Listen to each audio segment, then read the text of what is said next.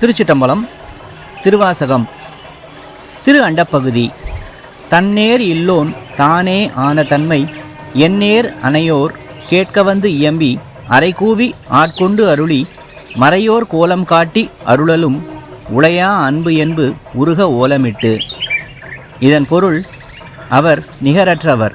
அவர் என்னை போன்றவர்களுக்கு எல்லாவற்றிலும் தனது ஒற்றுமையை பற்றி சொன்னார்.